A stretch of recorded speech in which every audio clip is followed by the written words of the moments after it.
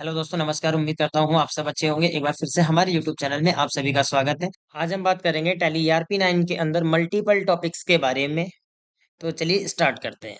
सबसे पहले बात करते हैं ऐसे टॉपिक के बारे में जिसके बारे में आपने अक्सर सुना होगा। आप किसी शॉप पे जा रहे हैं कपड़े लेने के लिए, आप जींस ले रहे हैं, टी शर्ट ले रहे हैं, तो आपने देखा होगा कि अलग अलग आइटम पे अलग अलग डिस्काउंट आपको मिल रहा है। अलग अलग आइटम पे आपको अलग अलग डिस्काउंट मिल रहा है। आप चाहे कोई भी चीज ले लीजिए, चाहे computer, mobile phone, TV, cooler, fridge, किसी भी पर्टिकुलर आप आइटम आप परचेस कर रहे हैं और हर आइटम पे आपको अलग अलग डिस्काउंट मिल रहा है। किसी में 2% मिल रहा है, किसी में 3% मिल रहा है, किसी में 5% मिल रहा है, किसी में 4% मिल रहा है। तो वो एंट्री हम किस तरीके से कर सकते हैं और कौन सा ऑप्शन अप्लीकेबल होगा, इसके बारे में इस वीडियो में हम जानेंगे। तो चलिए स्टार्ट करते हैं। तो वीडियो आप लोग पूरी देखना, तभी आपको ये टॉपिक क्लियर होगा। कोई भी टॉपिक आप जब कर रहे हैं तो उस टॉपिक के बारे में आपको तभी क्लियर हो सकता है जब आप उस वीडियो को पूरा देखेंगे। चलिए स्टार्ट करते हैं। F11 inventory features. यहाँ पे इन्वेंट्री फीचर्स में आपको एक ऑप्शन मिलेगा इनवॉइसिंग में, use separate discount column in invoice. इस ऑप्शन को आप अप्लीकेबल करेंगे और कंट्रोल+A या एंटर करके सेव कर सकते हैं। चलिए स्टार्ट करते हैं। अब अकाउंटिंग वाउचर में जाना है। F9 से परचेज करेंगे। आप परचेज का बिल चढ़ा रहे हैं या सेल्स का बिल बना रहे हैं तो अलग अलग कंडीशंस में आप कर सकते हैं। तो परचेज करेंगे, पार्टी नेम क्रिएट करेंगे जिससे आप खरीद रहे हैं। ध्यान रखना, परचेज का बिल रिकॉर्ड करना होता है और सेल्स का इनवॉइस बनाना होता है।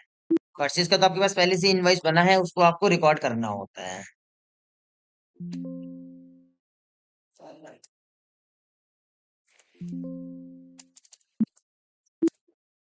अब आपने यहाँ पे 10 कंप्यूटर परचेज कर लिए। कंप्यूटर का प्राइस रखा हुआ है 11,500 रुपए। तो आप देखेंगे कि टोटल इसका जो प्राइस बना है वो 1,15,000। इसमें आपने 2% डिस्काउंट दिखा दिया कि 2% आपको डिस्काउंट मिला था, तो उसका प्राइस कम हो गया। सेम ऐसे इसके साथ साथ आपने माउस परचेस कर लिया। आपने 10 माउस परचेस कर लिया, एक माउस का प्राइस 450 रखा। इसमें आपने 2% डिस्काउंट दिखा दिया। इसमें आपने फिर टीवी परचेस कर लिया।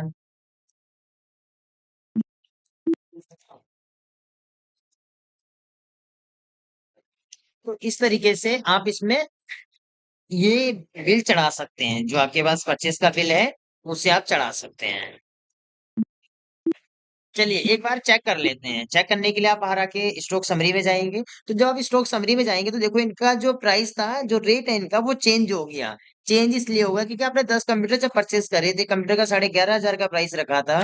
तो टोटल जो बिल बना था, टोटल जो आपका कंप्यूटर का बिल बना था 1,15,000, तो उसमें आपने डिस्काउंट चढ़ा दिया था। उसमें आपने 3%, 2% जो भी डिस्काउंट चढ़ाया था, तो वो डिस्काउंट को माइनस करने के बाद जो इसमें अमाउंट बची है, उस अमाउंट से इन्होंने 10 पीसेस को डिवाइड कर दिया है। उसको डिवाइड करने का फायदा ये हुआ हमें कितने में पड़ा है, एक कंप्यूटर हमें कितने में पड़ा है, एक टीवी कितने में पड़ी है हमें, वो उस चीज के बारे में उन्होंने ऑटोमेटिकली डिफाइन करके हमें दिखा दिया है। जो टोटल प्राइस कंप्यूटर का बना था उसमें से आपने 2%, 3% डिस्काउंट माइनस करा। जो डिस्काउंट आपको मिला वो आपने डिस्काउंट चढ़ाया। उसके बाद जो प्राइस बचा हुआ है उससे उससे इन्होंने कंप्यूटर या टीवी या माउस को डिवाइड कर दिया। तो ये आपके सामने एक्चुअल प्राइसेस का निकल के आ गया। अब इसको सेल करते हैं। Accounting voucher, एफिट sales.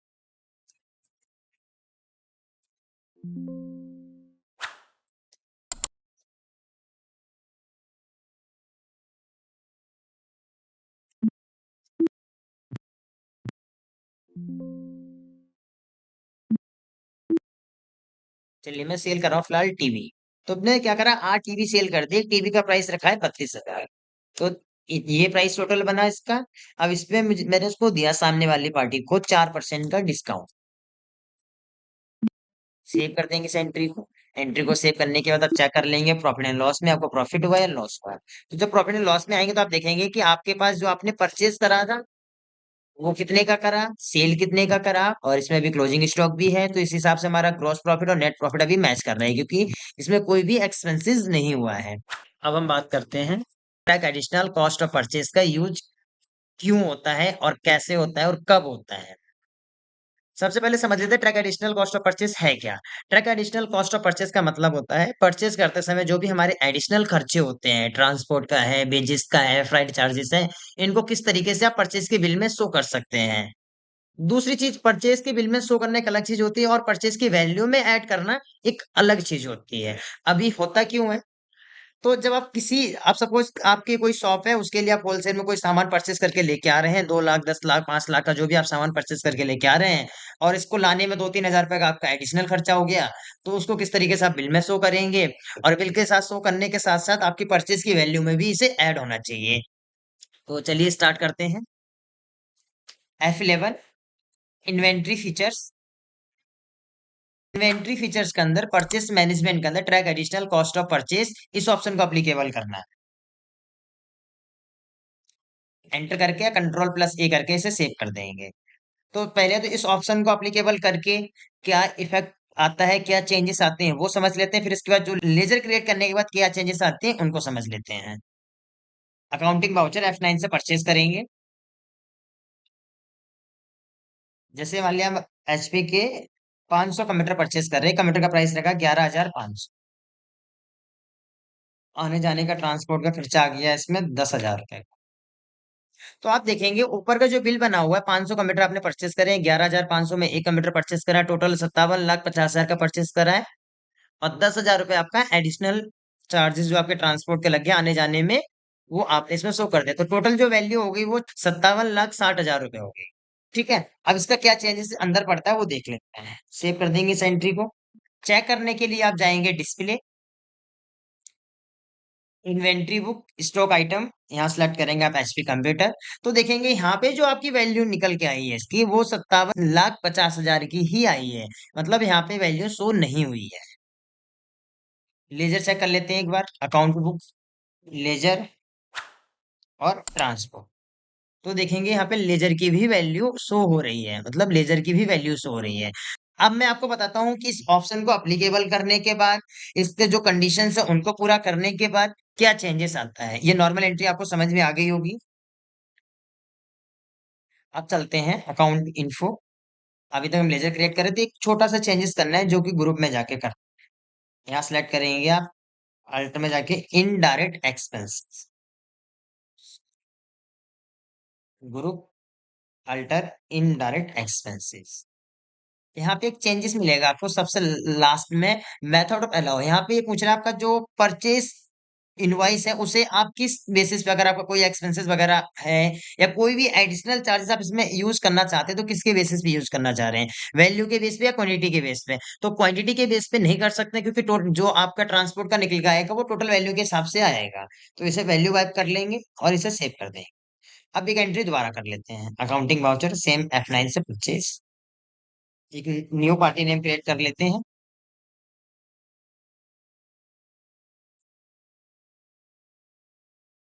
Purchase account, purchase account, यहाँ पे फिलहाल एक नया आइटम क्रिएट कर लेते हैं, del computer unit PC, same जैसे अभी तक हम क्रिएट करते हैं। फिलहाल हमने जो कंप्यूटर परचेस करे वो 50 पीसेस परचेस करे, कंप्यूटर का प्राइस रखा 12,500। अब देखो टोटल जो आपका बिल बना वो 6,25,000 का बना है। ट्रांसपोर्ट एक्सपेंसेस 5,000 रुपए का आपका ट्रांसपोर्ट का खर्चा है। तो टोटल जो ऊपर बिल बना था वो 6,25,000 का बना था, नीचे जो आपका बन गया 6,30,000 का। इसे सेव कर देंगे। सेव करने के बाद अब चेक करें जाके कहाँ पे, आप पहले तो आप चेक करना चाहते हैं प्रॉफिट एंड लॉस में चेक कर लें। प्रॉफिट एंड लॉस में चेक करेंगे तो देखो इनडायरेक्ट एक्सपेंसेस, ट्रांसपोर्ट का जो ग्रुप है वो इनडायरेक्ट एक्सपेंसेस है। तो इनडायरेक्ट एक्सपेंसेस में देखेंगे 10,000 रुपए, ये 10,000 रुपए कौन से शो कर रहे हैं, जो इससे पहले हमने HP के कंप्यूटर परचेज करे थे, वो 10,000 रुपए इसमें शो कर रहे हैं। जो अभी हमने दोबारा से एंट्री करी वो क्यों नहीं शो कर रही है वो देखते हैं। Display, inventory book, stock item, डेल का। तो देखो ये होता है original bill track additional cost of purchase करने के बाद, कि जो आपकी जो वैल्यू थी 6,30,000 रुपए यहाँ पे शो हो गई है, 6,30,000 रुपए यहाँ पे शो हो गई है। 6,25,000 रुपए का आपने कंप्यूटर परचेज करे थे, 5,000 रुपए जो आपका एडिशनल चार्जेस थे वो इसमें शो हो गए। एंटर कर देंगे तो इस तरीके से आपके सामने ये विंडो खुल के आ जाएगी। अब लेजर चेक कर लेते हैं एक बार, display, account book, ledger transport. तो देखो, यहाँ पे जो ट्रांसपोर्ट का बिल शो हो रहा है वो मात्र 10,000 रुपए का शो हो रहा है, जो कि पहले वाली एंट्री थी। दूसरी एंट्री नहीं शो हो रही है। जो आपने दूसरी एंट्री बाद में करी वो शो नहीं हो रही, ये पहले वाली एंट्री शो हो रही है, जब हमने इसमें ग्रुप में चेंजेस नहीं करे थे। एंटर करके आप एक बार और चेक कर सकते हैं। तो देखो, ये वो एंट्री दिखा रहा है जो आपने पहले एचपी के 500 का मीटर परचेस करे थे। तो ये होता है truck additional cost of purchase का ओरिजिनल बिल, जो होता है जो आपका ट्रांसपोर्ट का है, जो कि शो नहीं होना चाहिए, क्योंकि लेजर्स का आपका कोई मतलब नहीं है। आपने जो परचेज करा था वो वैल्यू परचेज में ही ऐड होनी चाहिए। एक बार और समझ लो। अकाउंट इन्फो में जाएंगे, ग्रुप में जाएंगे, लेजर में इनडायरेक्ट एक्सपेंसेस या डायरेक्ट एक्सपेंसेस, जो भी ग्रुप आप लगाना चाह रहे हैं उस ग्रुप के बेसिस में ये चेंज करना है आपको। जब तक आप ये एप्लीकेबल नहीं करेंगे तो आपका ये track additional cost of purchase topic नहीं होगा। अब हम बात करते हैं maintain multiple price level. Maintain multiple price level किस तरीके से होता है, और क्या होता है, और क्या यूज होता है इसका। तो चलिए स्टार्ट करते हैं। सबसे पहले मैं आपको बता दूं कि मल्टीपल प्राइस लेवल जो होता है वो होलसेलर और रिटेलर के लिए होता है। सपोज आपकी डायरेक्ट कंपनी से आपने एजेंसी वगैरह ले रखी है, और आप डायरेक्ट कंपनी से होलसेल में स्टॉक उठाते हैं और यहाँ पे आके आप होलसेलर और रिटेलर में सेल करते हैं। एक न्यू कंपनी बना लेते हैं, all plus F1 create company में।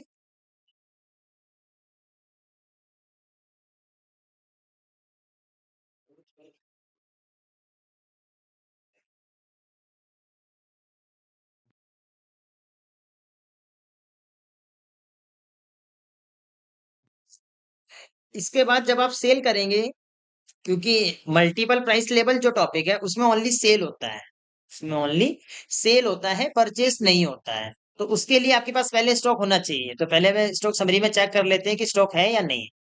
जैसे आप स्टॉक समरी में जाएंगे तो यहाँ पे स्टॉक नहीं है। स्टॉक नहीं है तो पहले स्टॉक परचेस कर लेते हैं, उसके बाद ऑप्शन अप्लीकेबल करके सेल करेंगे। तो अकाउंटिंग वाउचर F9 परचेस, पहले परचेस कर लेते हैं।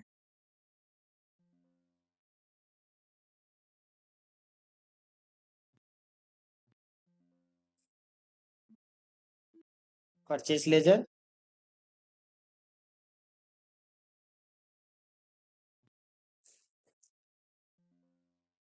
जैसे हमने ड्यू परचेस कर ली, यूनिट बोतल। अब डीओ की हमने 5,000 बोतल्स परचेज करी हैं, डायरेक्ट कब परचेज करी हैं।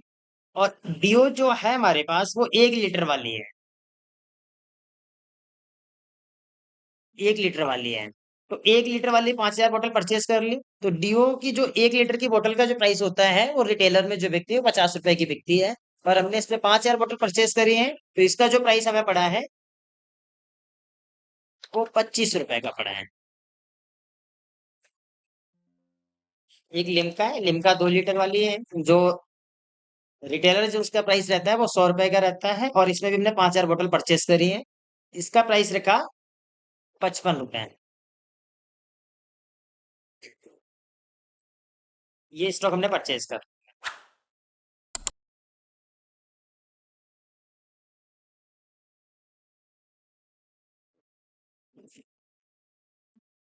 ये परचेज कर लिया। अब हमारे पास क्या है कि स्टॉक आ गया है। ये देखेंगे, ड्यू और लिम का 5,000 बोतल्स हमारे पास आ गई। टोटल हमारे पास जो हो गई है 10,000 स्टॉक है, और 4 लाख रुपए का स्टॉक है अभी। चलिए, अब ऑप्शन अप्लीकेबल करते हैं। F11 inventory features. यहाँ पे आप देखेंगे सेल्स मैनेजमेंट के अंदर एक ऑप्शन मिलेगा, यूज मल्टीपल प्राइस लेवल। अब यूज मल्टीपल प्राइस लेवल ये सेल्स मैनेजमेंट में इसलिए आता है क्योंकि इसका इसमें ओनली सेल्स होता है, इसमें ओनली सेल्स होता है, इसीलिए पहले परचेज कर लिया। ऑप्शन अप्लीकेबल करने से पहले ही परचेज कर लिया। जैसे आप इस ऑप्शन को अप्लीकेबल करेंगे तो कुछ इस तरीके से आपके सामने विंडो खुल के आएगी। कंपनी प्राइस लेवल,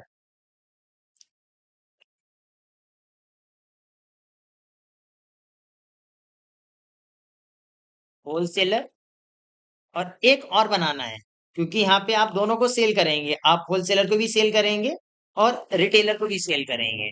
तो यहाँ पे दो बनाएंगे, एक होलसेलर और एक रिटेलर। एंटर कर देंगे।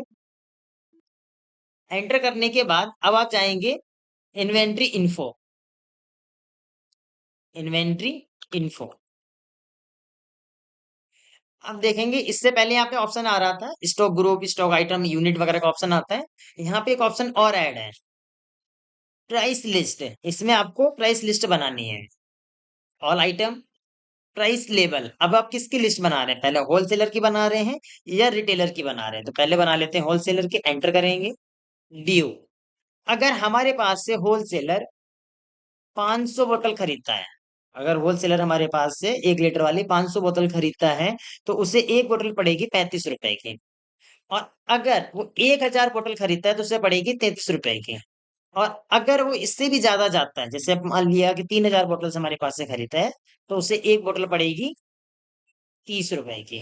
और अगर वो इससे भी ज्यादा खरीदता है, 3000 बोतल से भी ज्यादा खरीदता है, तो उसे एक बोतल पड़ेगी 28 रुपए की। सेम ऐसी लिम्का, अगर होलसेलर हमारे पास से लिम्का की 500 बोतल खरीदता है, तो उसे एक बोतल पड़ेगी 75 की। और अगर वो यहाँ से 500 से बढ़ा के अगर 1000 खरीदता है, तो उसे ये बोतल पड़ेगी 70 रुपीज की। अगर वो इसी को बढ़ा के 1000 बोतल से लेके अगर 2500 बोतल खरीदता है, तो उसे एक बोतल पड़ेगी 65 की। और अगर वो इससे भी ज्यादा खरीदता है, तो उसे एक बोतल पड़ेगी 60 रुपीज। तो ये तो था होलसेलर का, ये था होलसेलर का। सेम ऐसे रिटेलर का बनाएंगे। अब क्या करेंगे, रिटेलर सिलेक्ट करेंगे। ड्यू, अगर रिटेलर हमारे पास से 100 बोतल खरीदता है ड्यू की, तो उसे एक बोतल पड़ेगी 35 रुपए की। और अगर 100 से बढ़ा के वो 500 बोतल खरीदता है, तो उसे एक बोतल पड़ेगी 32 रुपए की। और 500 से बढ़ा के 1000 बोतल अगर वो हमारे पास से खरीदता है, तो उसे 30 रुपए की पड़ेगी। और इससे भी ज्यादा खरीदेगा तो 28 की पड़ेगी। अब लिम्का, लिम्का की अगर वो बोतल हमारे पास से 200 बोतल खरीदता है, अगर वो 200 बोतल खरीदता है, तो उसे एक बोतल पड़ेगी 80 रुपए की। और अगर 200 से बढ़ा के वो 500 खरीदता है, तो उसे पड़ेगी 75 रुपए की। और अगर 500 से बढ़ा के वो 1000 के बीच में हमारे पास से बोतल खरीदता है, तो उसे एक बोतल पड़ेगी 70 रुपए की। और अगर वो इससे भी ज्यादा करता है, तो उसे पड़ेगी 65 की। तो इस तरीके से आप रेट डिफाइन कर सकते हैं पहले ही। यहाँ पे आप पहले ही रेट डिफाइन कर सकते हैं कि अगर हमारे पास कोई रिटेलर आता है या कोई होलसेलर आता है, तो उससे हम किस रेट में बेचेंगे। क्योंकि जब आप कोई सामान परचेस करके लेके आते हैं और जब आप सेल करने के लिए बैठते हैं, तो उसमें कई बार क्या होता है कि प्राइसेस का इशू आ जाता है कि जल्दीबाजी में हमें क्या प्राइस देना चाहिए, क्या नहीं देना चाहिए। तो ये प्राइस पहले से सेट होता है। आपको सिर्फ नेम के साथ आपको सिर्फ इतना सेलेक्ट करना है कि वो होलसेलर है या रिटेलर है। जैसे आप ये चीज डालेंगे, अपने आप ही इसमें प्राइस ले लेगा। एंटर करेंगे। अब चलते हैं अकाउंटिंग वाउचर में, एफ करेंगे सेल्स। पार्टी नेम, देखो जैसे आप पार्टी नेम सेलेक्ट करके एंटर करेंगे, और यहाँ पे आप सेलेक्ट करेंगे क्योंकि सेल्स कर रहे हैं आप, तो संडी डेप्टर्स है। और यहाँ आप देखेंगे प्राइस लिस्ट, ये आपसे पूछेगा प्राइस लेवल कि ये रिटेलर है या होलसेलर है। अगर आप यहाँ पे नहीं भी देना चाहते हैं, तो नॉट अप्लीकेबल कर दें। तो देखो ये सेल्स वाउचर में अंदर ही खुल जाएंगे, सेल्स वाउचर में अंदर ही खुल जाएगा ये रिटेलर है या होलसेलर है। ये हमारे पास होलसेलर, सेल्स का लेजर बनाएंगे। अब होलसेलर हमारे पास आया है ड्यू, ड्यू की उसे 1000 बोतल चाहिए थी। जैसे आप 1000 बोतल डालेंगे, देखो उसका प्राइस चेंज हो गया 30 रुपए। और कमाल की बात देखेंगे, आप एंटर करेंगे लेकिन रेट पे कर्सर नहीं जाएगा, डायरेक्ट क्वांटिटी से अमाउंट पे जाएगा। यहाँ पे आपने टोटल बोतल इसे सेल करें ड्यू की 3500, 3500, तो देखो इसका रेट आ गया 28 रुपए। सेम ऐसे आप लिम्का, लिम्का की उसने 500 बोतल आपके पास से परचेस करी, 70 रुपए का रेट आ गया। बढ़ाएंगे इसे 1500 करेंगे, 65 का। और अगर आप इसे 2500 कर देते हैं, तो 60 रुपीज का आ गया। इस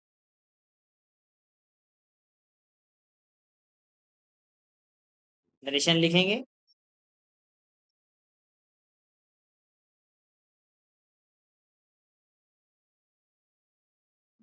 ये है, ये तो था होलसेलर का,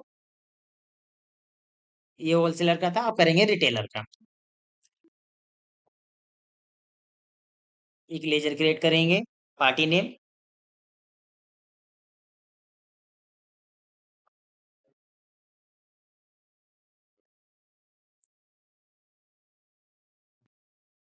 यहाँ पे सिलेक्ट करेंगे रिटेलर, एंटर करेंगे सेल्स ड्यू।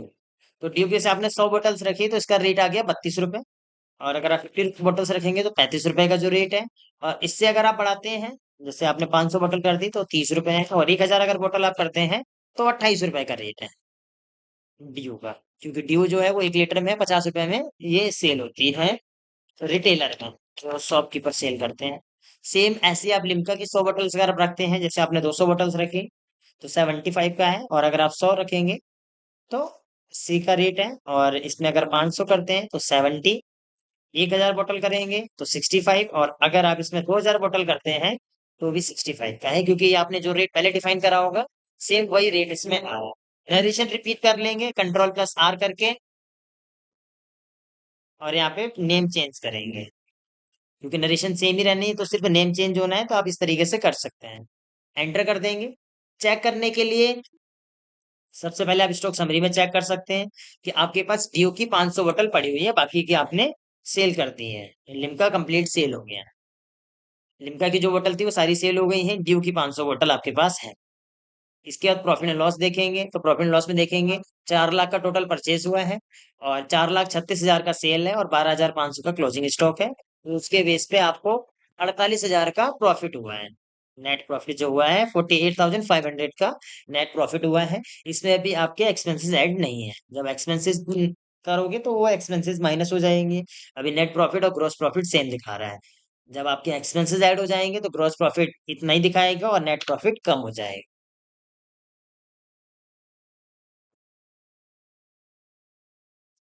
और अगर आप आइटम के बेसिस पे देखना चाहते हैं तो डिस्प्ले में जाके आप देख सकते हैं इन्वेंट्री बुक, स्टॉक आइटम, जैसे ड्यू तो ये स्थिति है 5,000 परचेज करी थी टोटल बोतल, 1,25,000 का परचेज करा। इतने का आपने देखो ये इनवर्ड है, ये परचेज करा था, ये आउटवर्ड सेल का है, और ये क्वांटिटी जो दिखा रहा है क्लोजिंग बैलेंस है कि इतना स्टॉक आपके पास बच गया है।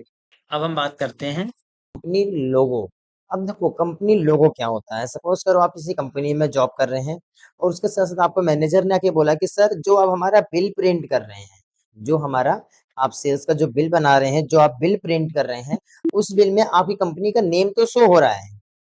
आपकी कंपनी जैसे मेरी ये कंपनी बनी हुई है तो इस कंपनी का नेम तो शो हो रहा है, पर मैं चाहता हूँ कि मेरी कंपनी का लोगो भी इसमें शो हो। यहाँ पे जो ऑप्शन आ रहा है, जो ब्लैंक आ रहा है यहाँ पे, हमें यहाँ पे अपना लोगो शो करना है। तो लोगो शो करने के लिए क्या करना पड़ेगा और तो किस तरीके से कर सकते हैं, वो चीज आज हम इस वीडियो में सीखेंगे। तो चलिए स्टार्ट करते हैं बिना समय गवाते हुए। F11 करके अकाउंटिंग फीचर से आप एक ऑप्शन अप्लीकेबल करेंगे। अदर फीचर में जाके अनेबल कंपनी लोगो। जैसे आप इस ऑप्शन को अप्लीकेबल करते हैं तो यहाँ पे आपको पूछेगा कंपनी लोगो के बाद लोकेशन ऑफ लोगो। आपसे लोकेशन पूछ रहा है लोगो की, कि लोगो की लोकेशन क्या है। ध्यान रखना कि जो इसमें लोगो सपोर्ट करेगा वो BMP and JPG he support करेगा। दूसरी फॉर्मेट में आपकी जो फाइल होगी, सपोज आपकी फाइल पीडीएफ में है या पीएनजी फाइल में, वो आपको सपोर्ट, आपकी फाइल वो इसमें सपोर्ट नहीं करेगी। तो चलिए सबसे पहले देखते हैं लोगो की लोकेशन क्या है। तो टैली को मिनिमाइज करके आपने लोगो जहां भी सेव कर रखा होगा वो लोगो देखेंगे। मैंने यहाँ पे लोगो के नाम से सेव कर रखा है, तो इसमें राइट क्लिक करेंगे। राइट क्लिक करने के बाद आप प्रॉपर्टीज में जाएंगे। प्रॉपर्टीज में देखेंगे इस लोगो की लोकेशन क्या है, तो इस लोकेशन को हम कॉपी कर लेते हैं। कॉपी करने के बाद आप टैली स्टार्ट करेंगे। टैली में आप लोकेशन को पेस्ट करेंगे। कैसे करेंगे? Control plus alt plus B. Paste करने के बाद आप लगाएंगे स्लैश। किस नाम से सेव थी हमारी फाइल? लोगो। और जिस नेम अब फाइल का फॉर्मेट, तो फाइल का जो फॉर्मेट है वो जेपीजी, तो यहाँ पे आप लिखेंगे जेपीजी, देन एंटर। एंटर करने के बाद अब चलते हैं अकाउंटिंग वाउचर में, और एफ8 से सेल्स करेंगे।